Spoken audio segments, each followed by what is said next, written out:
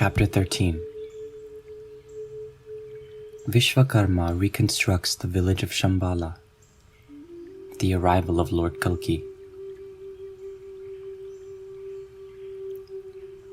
Sutta Goswami said,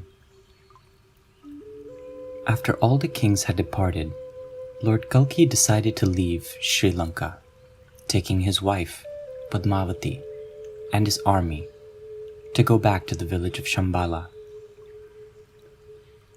Meanwhile, when Indra realized the intention of Lord Kalki, he called for Vishwakarma and gave him orders.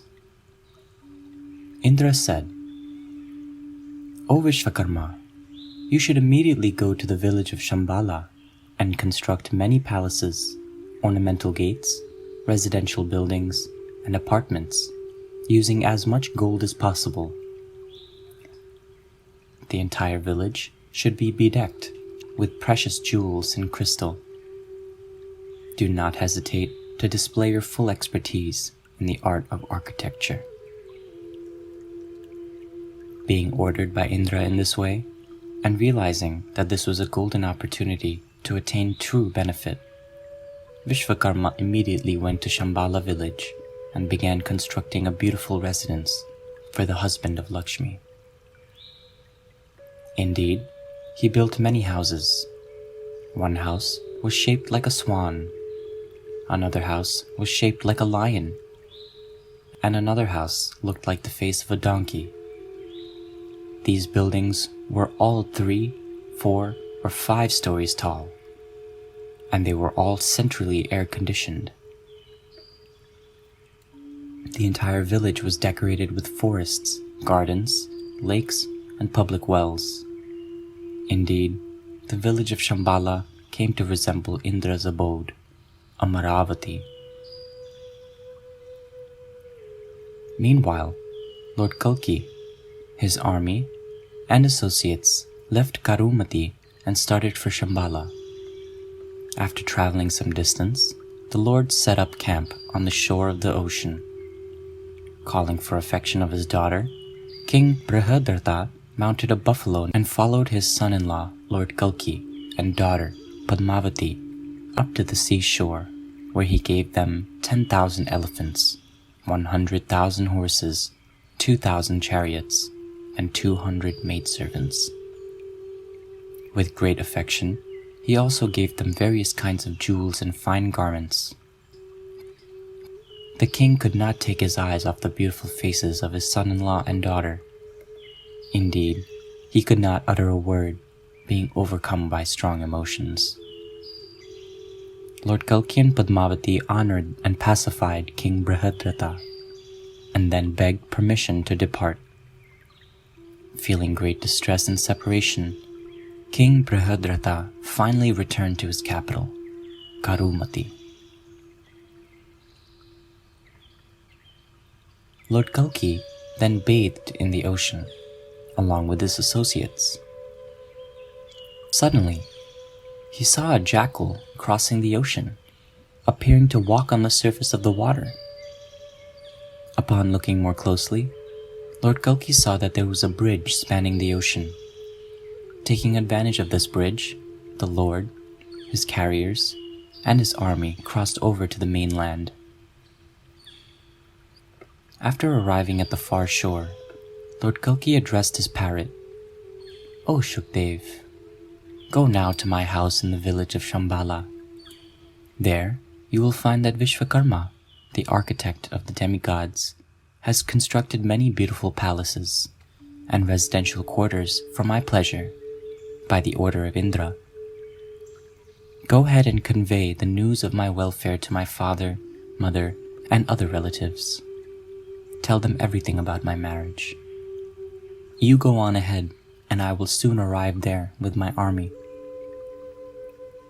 Being ordered in this way by Lord Kalki, Shukdev, who was very sober by nature, immediately flew into the sky, and in a very short while arrived at Shambhala, which was highly regarded even by the demigods. The village was 7 yojanas across, and inhabited by members of all 4 varnas. Throughout the village, were memorial columns made of white marble that shone like the sun. The wonderful quality of this village was that no one experienced distress because of the climate during any season. Shukdev's heart became filled with wonder upon seeing the beauty of this village. He went from one house to another, from one place to another, up in the sky, over the numerous gardens and palaces, flying from one tree to another. At last, Shukdev arrived at Vishnu-yasa's house with great delight.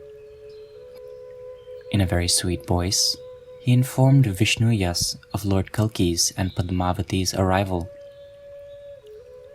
Vishnu-yas then hurriedly went to see King Vishakayupa in a happy mood and disclosed to him the news, which quickly spread to all the distinguished citizens.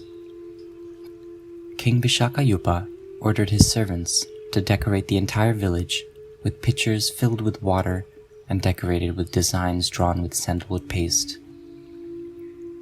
Shambhala, which was pleasing to the hearts of even demigods, was thus smeared with aguru and other fragrant substances, illuminated with many excellent lamps, and decorated with garlands of flowers, fruit, twigs, rice paddies, and so on.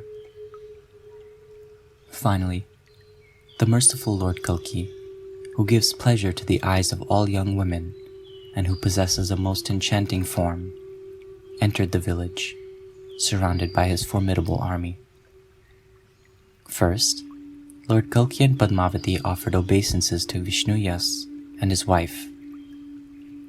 Just as Aditi becomes jubilant upon seeing her son Indra, the king of the demigods, along with his wife Sachi, the chaste Sumati became very satisfied to see her son and daughter-in-law. It appeared that the village of Shambhala was also a jubilant woman, welcoming the return of her husband, Lord Kalki. The unborn Lord Kalki, who is the shelter of everyone and the destroyer of all sins, appeared to forget his mission, as he spent many years enjoying life with Padmavati. After some time, Lord Kalki's brother, Kavi, begot 2 sons in the womb of his wife, Kamakala. Prajna also begot 2 sons within the womb of his wife, Sanati. These 2 boys were self-controlled and thus respected by everyone. Samantu also begot 2 sons in the womb of his wife, Malini. These sons were the benefactors of human society. Lord Kalki himself also begot 2 sons in the womb of Padmavati. Their names were Jaya and Vijaya, and both possessed incomparable prowess. Lord Kalki appeared to flourish, being surrounded by all these family members. Once, Lord Kalki's father, Vishnu-yas, who was on the level of Lord Brahma, decided to perform a horse sacrifice. Understanding the intention of his father, Lord Kalki said, "My dear father, I will go out and defeat all the other kings in battle, and thus bring you sufficient wealth so that you can conduct the horse sacrifice properly." Lord Kalki, who was certainly capable of conquering all kings, offered his obeisances to his father, and then set out with his army to first conquer Kikatapur. Most of the inhabitants of this city were Buddhists, who never offered oblations to their forefathers, nor worshipped the demigods. In fact, they never even considered what kind of life they would have after death. They accepted their bodies as the self because they had no information of the eternal soul. They did not designate themselves or their families in terms of caste, and thus there was no conception of high or low birth. As far as earning wealth, marriage, or eating were concerned, they had no sense of discrimination. The people of that city were only interested in eating, drinking, and making merry. When the ruler of that city, whose name was Jinnah, heard that Lord Kalki had come to fight, he quickly gathered an army.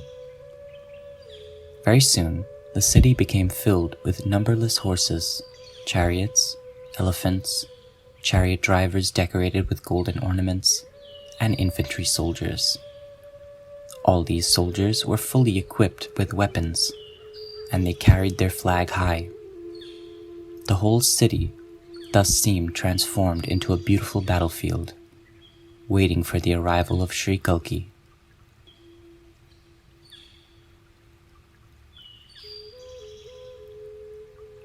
Thus ends the translation of the 13th chapter of Shri Kalki Puran.